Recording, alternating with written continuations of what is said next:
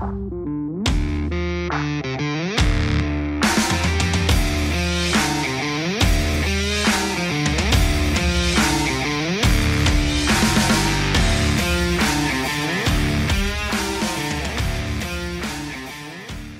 guys, it's Junior. Welcome back to my channel, Horsepower Warehouse. I'm making some pretty good progress on this 66 Nassau convertible that I showed you guys last time was filled with foam. And I had thought on my initial inspection that I saw some really interesting stuff, but I had too many components in the way to show you guys some of my discoveries. So now that I've got this car, I've put a few hours just into tearing it down, general assembly, and now I've got a light underneath it. I want to show you guys what to look for on a C2 Corvette that has been impacted, specifically in the front. If you guys are not familiar with my channel, first and foremost, welcome. I do a lot of classic car restorations, and the purpose of this channel is just for me to share with you guys some of the awesome stuff that I'm working on. But this episode is going to be about our Nassau 66. And if you aren't familiar with our previous one, my initial video that I shot on this car, this one has indications of being impacted at all four corners, and it's filled with foam and has a rotten chassis. So with that out of the way, let me show you just the level of damage. So when these cars are hit, obviously it's a fiberglass car. You know, it pretty much annihilates all the fiberglass in the front end, and it impacts until about this point. This is your radiator support, and then your frame starts here. Let's begin at the frame. If you look at this surface versus this surface, this one is pretty much dead straight with the car, whereas this surface, I don't know if you guys can tell on the camera, is sitting at least a 15-degree downward angle. So let me show you on a chassis that we have over here. This exact same surface, you can see here how it's pretty much parallel with this surface. They are running at pretty much the same angle, parallel to each other. And now you guys can probably see, if I back up a little bit, how bent down this one is. In order to get it to meet the radiator support, you can see how many shims and washers were stacked up in there. Quite a few, just because the chassis is actually bent down. So with the chassis being that bent, here is really some interesting discoveries. Where do these chassis actually fracture? I get that. I've got quite a few comments about that. You know, Junior, show us where they break and bend. Well, here's a perfect example. If you guys can see, I'm trying to look through my camera screen just so I can, yeah. So you can see the crack going all the way up the frame. And I'm trying my best to keep a light on it so you guys can see it. Can you see the stress fracture? It is literally, this frame is cracked in half all the way up. And if you go over to this side, let me do-si-do around the light, you can see all the welds. See it? Right up in there. So someone has tried to weld this back together. It was obviously fractured on that side too. And they did their best to try to weld it, but obviously those welds are subpar to begin with, and this side was completely cracked in half as well. So I'm really thankful that this gentleman found me. You know, the problem is he had taken it to a previous Corvette shop that did not advise him. They did a bunch of work for him, or not a bunch, but a relatively good amount of work, and they never indicated to him that his frame was cracked in half in the front end. And they actually let him drive this on the road with a cracked in half chassis. You know, just ethically, that's not something that I would do to someone, but I'm not here to pass judgment. I'm just showing you guys what I have found on this car. Now that I have the wheels and tires and other stuff out of the way, we're doing a complete frame off restoration. Man, that really gets to me, guys. I don't like to see a car in this condition going down the road, you know. This guy's got children, you know. I don't want to see anyone get hurt. But let me show you guys what I have taken off so far, because the last time I showed you this, told you we're going to be doing the frame off, and I would show you all the steps required.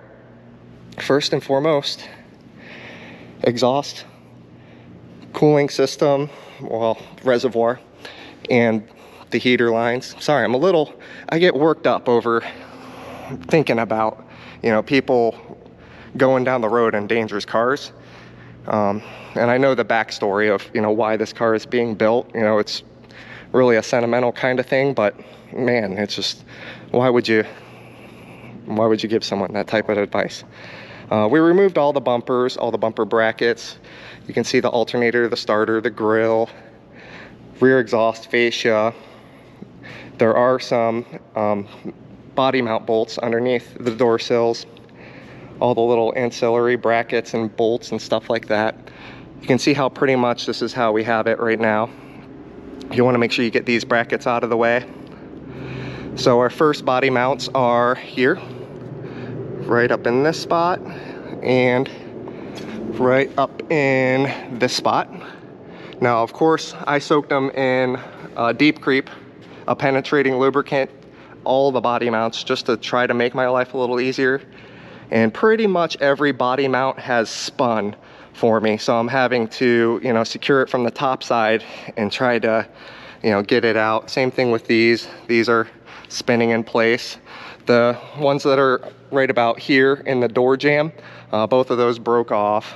So this is not really a car that's conducted for me to show you guys step by step the complete frame off, because I've been fighting this thing literally the entire way. We got two more here. You can see how this one is still in. It's still being soaked with penetrant. And I've got this one out. And then finally, I showed you the two radiator support in the front, where they have all the washers stacked up. So those are all the mounting points that actually hold the body to the frame. You also want to make sure, you know, all the lines and, I mean, all the stuff that you guys see here, the radiator, the shroud, fan and clutch, little stuff is going to be in your way.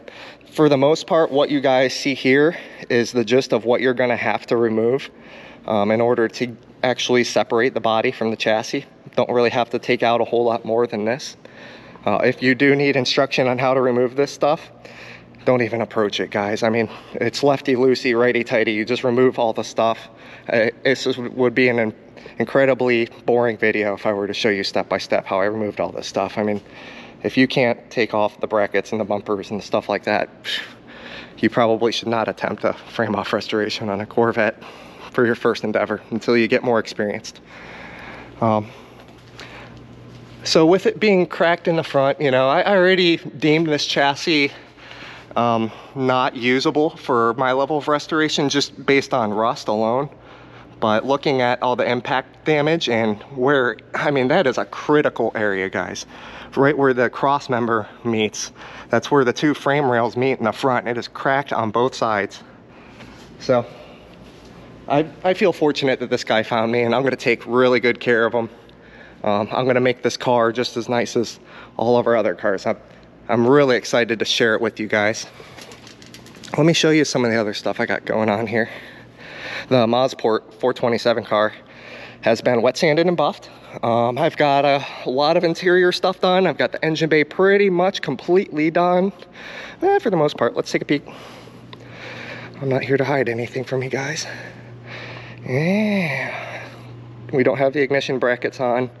The engine's actually not been fired yet, but I'm getting there. Like I said, the car's been completely wet sanded and buffed actually this week, so now I can put on all the exterior stuff. So the next time you see this car, I'm more than likely, exterior wise, this thing should be pretty much together in the next week. We also have the Laguna car that was wet sanded and buffed. I showed you guys this on our previous video as well, but it had just came in the front door. It really had nothing done to it at that point. So we had our guy completely sand down, wet sand, and buff this car. And that Laguna blue is just absolutely fantastic after it's been polished. I'm sure you guys can gain more of appreciation for it now that it is just as clean as can be. Really, really nicely done restoration on this. It looks like someone put an aftermarket tilt and telescoping column in it, so that way it's probably a bigger guy so he can get in and out, but The boss says for now we're going to leave that and market the car as it is. But we also have a factory column, I think, available if that bothered anyone. The 64 is also coming together. That one had been wet sanded and buffed, so all the bumpers are going on, all the exterior stuff. We have the interior completely taken apart so that we can do the sound and thermal insulation. 65 is also going to be coming together in the next week. We have all of our parts now to do that car, so that will be coming together really, really soon. Custom wheels are ordered for the 59, so it's waiting on those. 67, it's kind of on the back burner for now because we've got so many irons in the fire. The 62 Fuelie is making some significant progress. That's coming together as well. We are waiting for parts on the Nomad. Nobody wants to hear about Junior's race car because that video was the worst performing video I think I've ever done, which is slightly disappointing to yours truly because this is where all my personal money and effort and attention is going, off time of course. But man, twin turbo race car is, yeah, oh well. But yeah, a lot of C2 Corvette restoration stuff. I'm excited to show you guys in the next week how far we come with this. We're probably going to spend, you know, as much time as it takes to at least separate the body from the chassis. So I have a lot of chiseling to do in terms of foam removal. Let's take a look through here really quick. I think I have a little bit of time left with you guys. The Chevelle. This thing has really, really come out nice, the 64. Classy. And done correctly. Really like the chrome air cleaner with the chrome valve covers, and everything just ties together really nicely in this car. The Resto Mod, we've got a lot of interest in this car, so I think we were trying to get financing done or something to that effect. But man, that thing is such an astronomical car that, you know, it's going to take the right buyer. This one is getting ready to go through the shop as well. You can see the yellow spark plug wires from here. That just is not going to fly, so we haven't touched that one yet. This one I did touch and it's promptly sold. The Fuelie Nomad that was in the previous video, and then this is also getting ready to go into service, and then it will be for sale as well. Yeah, that's the boss, always the salesman, says don't forget the 67, but also the 64 that just came in. 67, like the green car, every option available. So if you guys are looking for a 67 brass hat car, it's every option available. Red Roadster, pipes, wheels, windows, factory rear, fresh from off. It's on the line. There you go. Hey, you guys wanted the first glimpse at what we're getting in. This thing is really a nice car. I showed you guys in previous videos. I think it's getting ready to be prepped to put on the website as well. And this one came in yesterday. It's all right. I'm just giving them a quick look. You got to let the glow plugs warm up for a second. Have you guys ever seen C5 Corvette seats inside of a C2? They're really comfortable. I just don't know if I really am a huge fan of the look, but that guy, you know, he spent a pretty penny to do that, so. But yeah, that's what we've got going on this week. Thank you guys so much for joining me. If you like my channel or like my content, please consider liking and subscribing. I promise you guys, I've got a lot of really cool stuff going. It's not really just Corvette builds. I have so much cool stuff in the lineup beyond just my own personal, you know, race car and stuff like that. But either way, thank you guys so much for watching, and until next time, take care.